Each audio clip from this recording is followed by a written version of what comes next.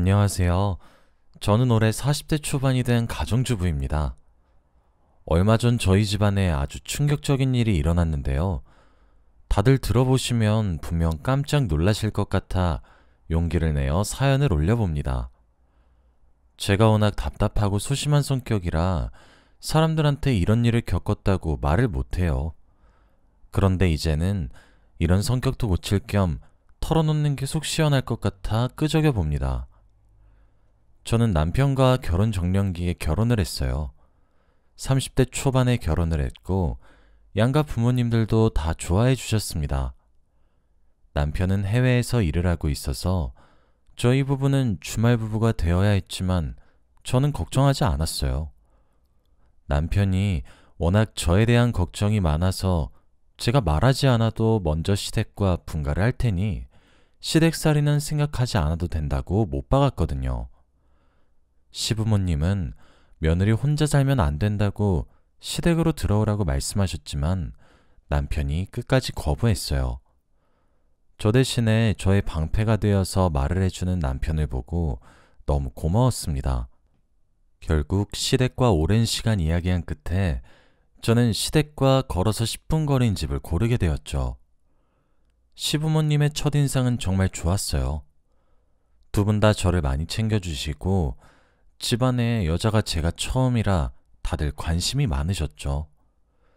시어머니도 항상 남자만 있는 집에서 살다가 딸 같은 며느리가 생겼다고 좋아하셨습니다. 그런데 제일 놀랐던 점이 딱 한 가지가 있어요. 시어머니는 나이에 비해 몸매가 굉장히 아름다우셨습니다. 또래분들에 비해 몸도 탄탄하시고 모델 같은 기럭지를 가지고 계셨죠. 정말 지나가면 언니라고 생각할 정도로 몸매가 좋으셨고 얼굴도 관리를 하시는 건지 굉장히 동안이었습니다. 너무 예쁘셨고 제가 처음 시어머니를 뵀을 때 남편한테 여자 형제가 있었나 의심할 정도였죠. 이렇게 예쁘고 착한 것으로 모자라 저에게 잘해주기까지 하시니 시댁살이 걱정은 없었습니다. 저와 남편은 결혼을 하고 얼마 지나지 않아 신혼집에 입주를 했어요. 남편은 자주 못 있어줘서 미안하다며 많이 섭섭해했죠. 그래도 어쩔 수 있나요? 저와 남편이 선택한 길이었기 때문에 저는 남편이 없는 평일 동안 사람들도 만나고 부업도 하면서 그렇게 시간을 보낸 것 같습니다. 그리고 틈틈이 시어머니와 같이 장도 보러 가고 백화점도 가고 그랬던 것 같아요. 그런데 제가 결혼을 하고 나니까 결혼 전 시어머니의 모습이 조금 다르더라고요. 시아버지와 남편의 모든 관심을 받던 시어머니가 갑자기 그 관심이 오로지 저에게만 오니 매번 섭섭하다, 서운하다 라는 말을 입에 달고 사셨어요. 시아버지가 늘 제가 먹고 싶은 거, 제가 가지고 싶은 거 위주로 주문하시니까 시어머니가 많이 속상해 하셨죠. 시어머니가 워낙 솔직하고 당돌하셔서 감정적인 말을 서스름 없이 말씀하시는데 그럴 때마다 제가 정말 눈치가 많이 보입니다. 시아버지는 시어머니의 말을 듣고도 이 여편 내가 촌스럽게 왜 이래? 라며 화를 내셨죠. 그렇게 다시 분위기가 쌓여지면 제가 그 냉전 상태를 풀기 위해서 정말 노력합니다. 너무 힘든 시간이죠. 이렇게 시어머니가 저에게 질투를 많이 하셨고 저에게 틱틱대던 쯤이었어요. 시어머니가 원래 저희 신혼집에 남편이 없으면 오지 않으시는데 어느 날 갑자기 오겠다고 하는 겁니다. 그때 마침 제가 집에 없어서 조금 뒤에 들어와 달라고 그랬어요. 그런데 시어머니가 저희 집 비밀번호를 알려달라고 하시더라고요. 저보다 먼저 결혼한 친구들이 시부모님한테 절대 신혼집 비밀번호를 알려주지 말라고 신신당부를 했는데 제가 워낙 이런 걸 단호하게 거절을 못해요. 그래서 결국 비밀번호를 알려드렸습니다. 집을 치우지 않고 나와서 다급하게 집으로 갔죠. 그런데 역시나 시어머니가 팔짱을 낀 채로 소파에 앉아 계셨고 제가 들어가자마자 집안 꼴이 이게 뭐니? 라며 화를 내셨죠. 저도 이해했지만 이렇게 갑작스레 찾아와서는 검문하는 건 너무 속상했습니다. 제가 청소를 하고 설거지를 하고 있었어요. 그런데 거실에서 시어머니가 친구분과 전화를 하고 있더라고요. 저는 상관하지 않고 설거지를 하고 있는데 문득 이상한 말소리가 들렸습니다. 제가 물소리 때문에 들리지 않을 거라고 생각하셨는지 저에 대한 이야기를 하시더라고요. 아이고, 저 비만 어떡할 거야. 어디 내놓기도 부끄러워 죽겠다니까? 라고 하셨죠. 제가 조금 통통한 편이긴 한데 일상생활에 지장이 있을 정도도 아니고 건강검진했을 때도 괜찮다고 할 정도였어요. 저도 제 몸에 만족합니다. 그런데 그렇게 뒤에서 비만이라고 하시니까 조금 놀라기도 했고 혹시 제 이야기인가 싶어서 시어머니한테 여쭤봤어요. 어머니, 혹시 제 얘기 하시는 거예요? 제가 이렇게 말을 하면 시어머니가 당연히 아니라고 하실 줄 알았어요. 그런데 시어머니는 당당하셨습니다. 어머, 물소리 때문에 안 들릴 줄 알았는데 틀렸구나. 미안, 작게 말한다는 게. 이 말을 하며 눈웃음을 치셨죠. 솔직히 너무 뻔뻔하고 당돌하니까 말문이 턱 막히더라고요. 정말 어떤 대답을 해야 할지 모르겠고 머릿속이 하얘져서 저는 다시 설거지를 했습니다. 지금 생각해도 화를 내지 못한 제가 너무 답답하네요. 아무튼 이렇게 저도 조금씩 시어머니에 대한 앙금이 쌓여가고 있었습니다. 그런데 어느 날은 시어머니와 제가 같이 장을 보러 가던 날이었어요. 시어머니가 요즘 따라 같이 나가자는 말을 많이 하셔서 시어머니도 저와의 기싸움을 느끼시고 같이 보내는 시간을 늘리면서 화해를 하려고 하는 건가 싶어서 자주 따라 나갔어요. 그런데 시어머니는 저와 나갈 때마다 매일 동네를 벗어나지 않으셨어요. 시어머니가 동네에 아시는 분이 많으니까 저와 있을 때 항상 만납니다. 그런데 시어머니의 지인분들이 매일같이 하시는 말이 어머, 언니 아니에요? 길거리 같이 걸어 다니면 시어머니가 아니라 언닌 줄 알겠어요. 라며 시어머니의 동안 외모를 칭찬하십니다. 그런데 항상 웃으면서 아니라고 겸손하게 대답하시던 시어머니가 그날은 이상한 답변을 하셨어요. 얘가 워낙 또래에 비해 노안이고 살도 많이 쪄서 그렇게 보이는 거예요. 옆에 있으면 어려 보인다니까? 그래서 내가 요즘 얘랑 붙어 있잖아. 저는 그 말을 듣고 정말 충격을 받았습니다. 시어머니가 좋은 뜻으로 저와 같이 어디든 가시려고 하는 줄 알고 저도 마음속에 쌓인 앙금을 풀어나가고 있었어요. 그런데 시어머니의 진짜 속셈은 그게 아니었던 겁니다. 자신이 돋보이기 위해 저를 이용한 것이죠. 그때부터 시어머니가 뭐를 해도 좋지 않은 시선으로 보게 된 것 같아요.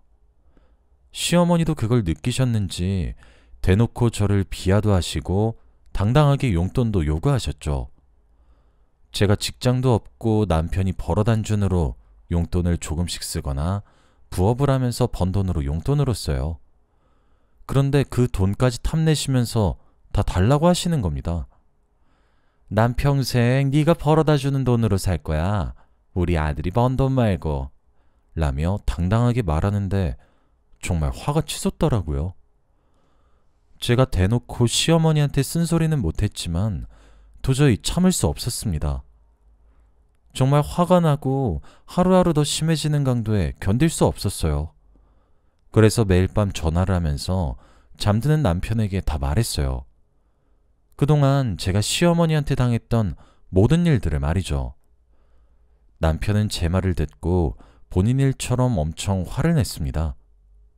솔직히 마음 한켠에는 그래도 부모니까 시어머니 편을 들지 않을까? 라고 생각을 했어요. 그런데 정말 다행히도 남편은 제 편을 들어줬습니다. 얼마나 고마웠는지 몰라요. 남편이 화를 미친 듯이 내면서 당장 비행기표를 끊고 한국으로 들어왔습니다. 남편이 한국에 들어오자마자 한 행동은 바로 시댁에 찾아가는 거였어요. 제가 말했던 모든 일들이 남편의 입에서 나오니까 시어머니가 많이 당황해 하셨습니다.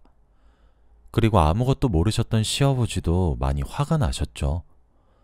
모든 화살은 시어머니한테로 향했고 남자 둘이서 시어머니한테 쏘아붙이는데 조금 놀랐어요. 다들 제 편을 이렇게 들어주실 줄도 몰랐고 생각한 것보다 시어머니한테 화를 많이 내시는 것 같았거든요. 그래서 저도 모르게 그 상황을 말렸습니다. 그 정도로 다들 심하게 시어머니를 잡았어요. 그런데 제가 그렇게 막자마자 시어머니가 펑펑 우셨습니다. 왜 자기한테만 그러냐면서 현관문을 박차고 나가셨고 시아버지는 저희 옆편 내가 아직도 정신을 못 차렸구만 이라며 시어머니를 뒤따라 나서려고 했지만 저와 남편이 말렸죠. 그 일이 있고 나서 시어머니는 저희 집에 오지 않으셨습니다. 연락을 해도 답장이 없으셨고 시아버지를 통해 간간히 소식만 듣게 되었죠. 시아버지는 평소랑 똑같다고 걱정하지 않아도 된다고 말씀하셨지만 그래도 저는 많이 죄송했습니다. 이 상황에서 사과를 하는 것도 이상할 것 같아 계속 미루고 또 미뤘어요. 남편도 이 일이 있고 나서 꼬박꼬박 전화 와서 무슨 일 없었냐, 엄마가 뭐라고 안 하더냐 등등 걱정을 엄청 합니다. 그리고 남편이 개인적으로 시어머니한테 용돈을 따로 보내고 있어요. 그 뒤로 저는 저희 집 현관문 비밀번호도 바꾸고 다시 자유롭게 살게 되었어요. 시아버지와 시어머니한테도 안부 연락을 자주 하고 말이죠. 하지만 시어머니는 답장이 없으시지만 말입니다. 아무튼 저는 그렇게 몇 달을 살았어요. 그날은 남편이 집에 오는 날이라 마트에서 장을 보고 집으로 돌아왔습니다. 현관문을 열고 집에 들어왔는데 낯선 여자 신발이 있더라고요. 그리고 식탁에 당당히 앉아있는 여자가 있었는데 뒤태가 딱 시어머니였습니다. 현관문 비밀번호를 분명 바꿨는데 어떻게 들어오신 거냐고 여쭤보니 시어머니는 뒤를 돌며 저를 바라봤죠. 그런데 외모가 제가 알던 시어머니의 외모와 사뭇 달랐습니다. 시어머니와 비슷하긴 한데 무언가 분위기가 달라지셨죠.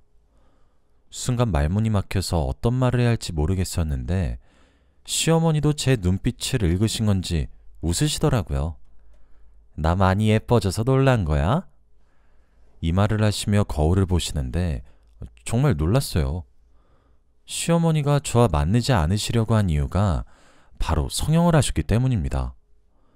보톡스도 종류별로 다 맞으셨고 눈, 코 등등 성형할 수 있는 곳은 다 하셨어요.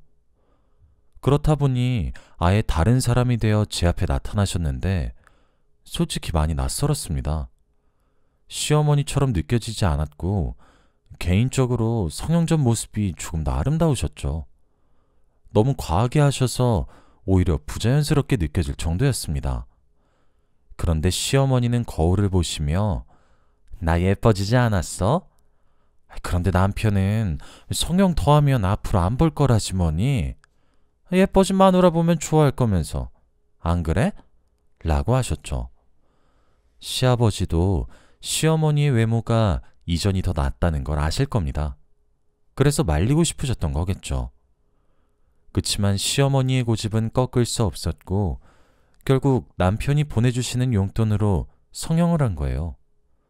정말 많이 놀랐고 연세도 있으셔서 건강도 걱정이 되었습니다. 시어머니는 저보고 몇 달 동안 붓기 빼느라고 집에서 한 발자국도 못 나갔다며 당장 밖에 같이 나가자고 하더라고요. 또 저와 비교되어서 더 예뻐 보이려고 그런 줄 눈치를 채고 있었죠. 그런데 그날은 남편이 집에 오는 날이었고 저녁 준비를 해야 한다 해서 안 된다고 말씀드렸어요. 시어머니는 제 말에 말도 안 되는 대답을 하셨어요. 사람들이 너랑 나랑 비교하는 게 겁나서 핑계대는 거지? 이 말을 뻔뻔하게 하셨고 저는 할 말을 잃었습니다. 시어머니는 그 말을 하고 거울 앞에서 나는 이렇게 하루하루 젊어가는데 나보다 어린 너는 왜 그렇니? 여자도 관리를 해야 하는 거야 라고 하셨습니다. 어쩌다 이렇게 된 건지 시어머니는 이미 건널 수 없는 강을 건넌 기분이었어요. 그러면서 이제는 얼굴을 깎는 수술을 하고 싶다고 하셨습니다. 정말 충격적이었죠. 지금도 충분히 성형을 많이 하셔서 얼굴이 흘러내리기 직전이신데 뼈까지 깎는다고 하니까 제가 할 말을 잃었습니다. 그런데 시어머니가 턱을 깎지 못한 이유는 바로 비용 문제였어요. 워낙 비싼 수술이다 보니 병원비를 마련하지 못한 것 같더라고요. 그리고 시아버지가 그 수술은 미친 듯이 거부를 한다고 합니다. 그 수술을 하는 순간 바로 이혼이라고 하면서 말이죠. 저는 몇 시간 동안이나 시어머니의 자기 자랑을 들으면서 저녁 준비를 했습니다. 그리고 남편이 집에 돌아올 시간이 되었죠. 남편은 생각보다 빨리 들어왔고 저 혼자 집에 있을 줄 알았는데 같이 있는 시어머니를 보고 또다시 예전의 일이 생겼을까봐 놀라더라고요. 그런데 남편이 더 놀란 건 바로 시어머니의 얼굴이었습니다. 정말 달라진 시어머니의 얼굴을 보고 남편이 기겁을 하더라고요. 소리를 지르면서 들고 있던 가방을 떨어뜨릴 정도였습니다. 그리고 시어머니는 그 괴성이 자신의 얼굴을 보고 너무 예뻐져서 놀란 소린 줄 아셨는지 어때 아들? 엄마 회친했지? 라며 칭찬을 받을 준비를 하고 계셨는데 남편의 첫 마디가 엄마 미쳤어? 였습니다. 시어머니는 그 말을 듣고 굉장히 놀라셨고 남편은 시어머니를 끌고 나갔습니다. 그리고 저희 집에서 10분 거리인 시댁으로 시어머니를 보냈죠. 집에 계시던 시아버지도 놀라셨지만 예상하셨는지 아무 말도 하지 않으셨습니다. 남편은 엄마 얼굴 난 못 봐주겠어. 도대체 무슨 생각으로 한 거야? 내가 준 돈으로 성형한 거였어? 엄마, 난 엄마의 옛날 얼굴이 더 좋단 말이야. 라며 화를 냈지만 시어머니는 아무 말도 안 하셨죠. 그리고 남편은 집으로 돌아왔습니다. 냉수를 한 컵 원샷하고도 화가 진정이 되지 않는지 소파에 앉아 곰곰이 생각을 하더라고요. 남편은 대체 왜 이렇게까지 시어머니가 외모에 집착하는지 모르겠다고 합니다. 그러면서 하소연을 하는데 남편도 시어머니 때문에 마음고생을 많이 했겠다 싶었죠. 그리고 그 뒤로 시어머니는 저희 연락을 다시 받지 않으셨습니다. 저희가 찾아가도 방에서 절대 나오지 않으셨고 시아버지는 예전처럼 똑같다는 말만 하셨죠. 그렇게 몇 달이 흘렀던 것 같네요. 시어머니가 마음이 풀리셔서 연락이 오기만을 기다렸습니다. 그런데 어느 날 시아버지한테서 전화가 오더라고요. 여느 때와 다름없는 안부 연락인 줄 알고 아무렇지 않게 받았습니다. 그런데 시아버지의 목소리가 이상했어요. 우시는 듯한 목소리였고 바뀐 지 굉장히 시끄러운 소리가 들렸죠. 그런데 시아버지는 충격적인 말씀을 하셨습니다. 바로 시어머니가 지금 수술 중이라고 하셨거든요.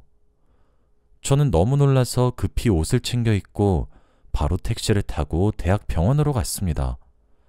그리고 간호사의 안내를 받아 수술방 앞으로 갔는데 시아버지가 머리를 움켜쥐고 앉아 계시더라고요. 방금 전까지 우셨는지 눈이 부어 있었고 저를 보자마자 며느라 어떡하니? 라고 하셨습니다. 대체 무슨 일이길래 이렇게 시어머니가 수술을 하시는지 영문도 몰랐죠. 그런데 시어머니가 수술을 하시는 이유가 더 충격적이었습니다. 결국 시어머니는 뼈를 깎는 수술을 했다고 합니다. 그런데 시어머니가 연세가 있어서 의사가 안 하는 게 좋겠다고 했답니다. 하지만 시어머니는 고집을 피웠고 결국 해준다는 병원을 찾아서 갔대요. 그런데 그곳이 다른 병원에 비해 가격도 싸고 뼈 깎는 수술을 해준다고 하니 시어머니는 바로 수술을 했죠. 하지만 알고 보니 그 병원은 제대로 된 성형외과가 아니었고 불법 시술이었다고 합니다. 결국 얼굴에 부작용이 오고 수술이 제대로 되지 않아 긴급수술로 지금 수술을 하고 계신다고 해요. 그 말을 듣고 정말 충격을 받았습니다. 시어머니의 성형 중독의 끝은 결국 이렇게 부작용이 되었죠. 다행히도 어려운 수술이 아니어서 금방 끝나긴 했지만 그래도 예전의 얼굴 형태는 될 수 없다고 해요. 시아버지는 병실에 들어온 시어머니한테 아이고, 그러니까 내가 하지 말라 했잖아!